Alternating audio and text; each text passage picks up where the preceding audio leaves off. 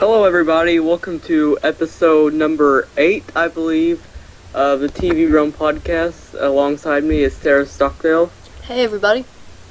And today, we apologize for giving you such a bad teaser about some special guests who were supposed to be on. We couldn't have them yesterday, things weren't going to work out, and we tried today, and one of them couldn't make it, and then the other couldn't make it. I just now found out. So, we're probably going to try to have, maybe our next episode, hopefully. Fingers crossed. And then, we have a couple more lined up, that we're going to try to get on as soon as possible. But we still have a couple guest stars to come on, but, for today you have to deal with us two. Yep, our boring old selves. Okay, so one thing I want to mention that's going to be kind of new to our podcast is when we're going to transition from topic to topic, we're going to be using some new themes. We were going to try it last week, but then Sarah said it would probably just be really stupid and really weird. Yeah, because we hadn't announced it to you guys yet, so. So we are going to have, when we talk about The Amazing Race, we're going to play part of the intro and then part of the Survivor intro when we get there. And then maybe a theme sometimes for TV recommendations. I don't know if we have one in store for today, but we're going to find out when we get there. And so I don't have a lot of time, so let's go ahead and get started with The Amazing Race. Sarah, play it.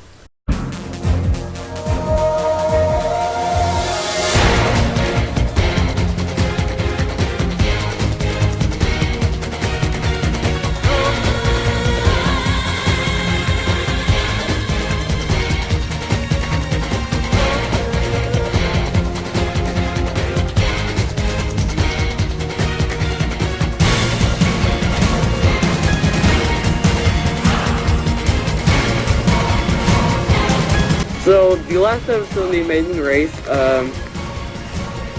not so amazing, again, but, Sarah, what was your take on it? I actually don't remember a bunch about it, saying that it was, almost a week ago. I remember that, the Vegas girls, I believe, got voted out, and, what's-his-face, bike broke, Eric? I can't remember. I think so. Eric and Cindy? Yeah, I think so. Whoever Cindy's partner is. Yeah.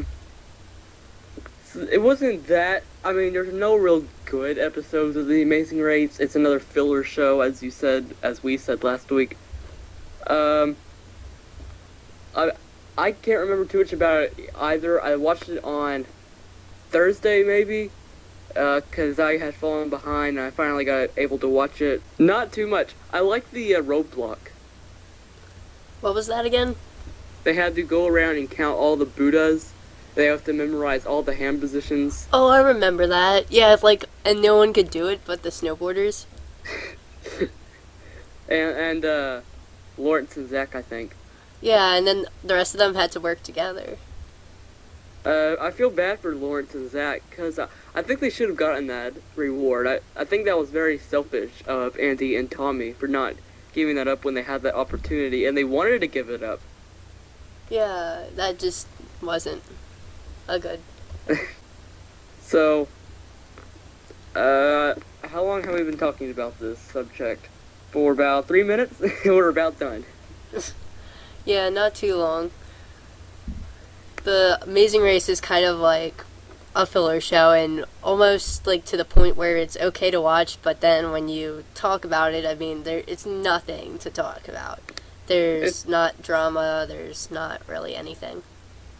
It's the opposite, but the same as the Jersey Shore, whereas the Jersey Shore is a filler show, but it has a lot of drama. Yeah, and The Amazing Race, it's just not there. Now, if they were to, like, mix Jersey Shore and The Amazing Race, they'd have one heck of a show. I got hooked on the Jersey Shore last night. I probably watched, like, 3 hours. I finally convinced myself to stop watching. Seriously?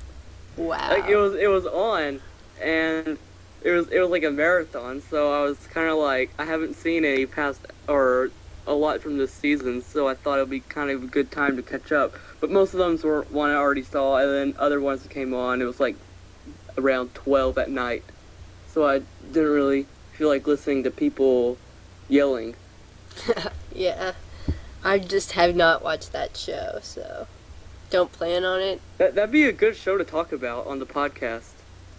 Yeah, I just don't find it funny or anything like some people do.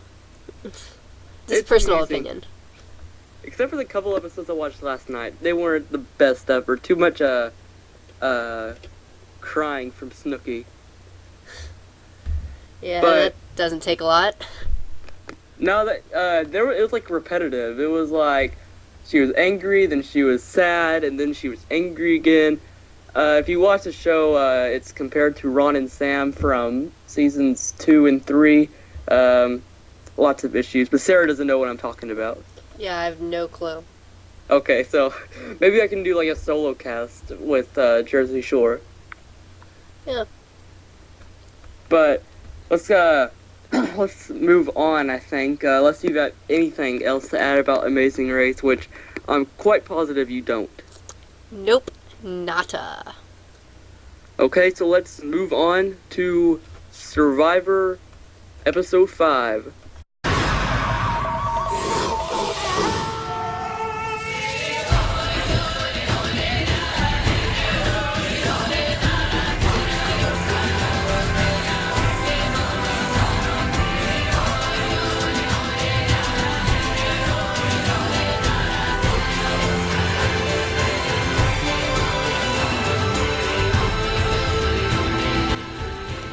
So, this episode was another great episode. Very, very sad that Stacy got eliminated. I'm not. Stacy was one of the amusing ones this season. Yeah, but I mean, she just couldn't play. Her accent sort of annoyed me. I mean, no offense to people who have that type of accent, but I mean, she just was obnoxious. But Stacy... I saw a nickname for Stacy, Stacy Bingo. For all her random onomatopoeias that she keeps throwing out there. Such as Blam from last episode. Blam! I think she said one on Redemption Island, but I can't remember what it was. Yeah, her with her crazy onomatopoeias. I tell ya. I just remembered her saying all this stuff about Benjamin. Yeah, I mean, you don't call him Benjamin. He's Coach, not Benjamin. Supposedly his mom calls him Coach too, which is kind of weird. I know, it'd just be like, hey Coach, it's time for bed. I don't want to go to bed. Come on, Coach. You know, I mean, seriously. You don't... I mean, if you name him that, call him that, you know? But I mean, if he prefers to be Coach to his friends, or not even friends, just everyone else. It's kind of like his nickname is like Slut or something, and his parents call him that.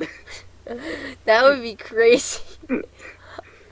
Don't call me Benjamin, call me Slut.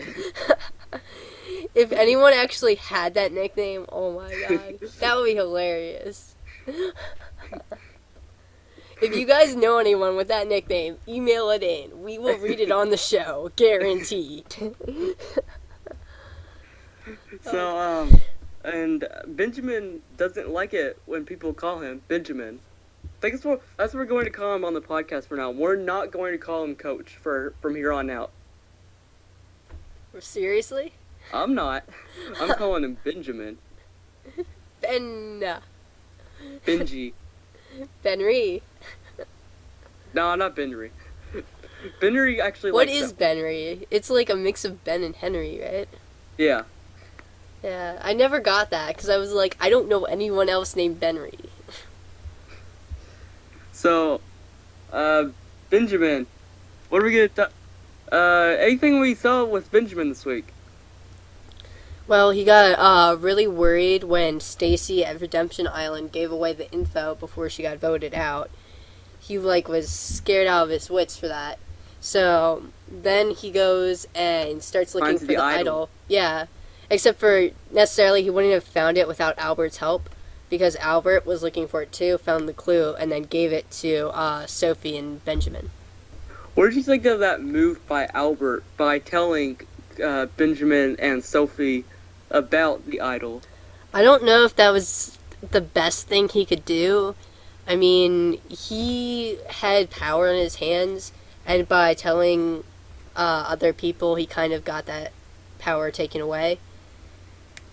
We saw a lot from Albert this episode. I was really shocked because right before I started watching, I said how Albert hasn't gotten hardly anything, like any screen time at all.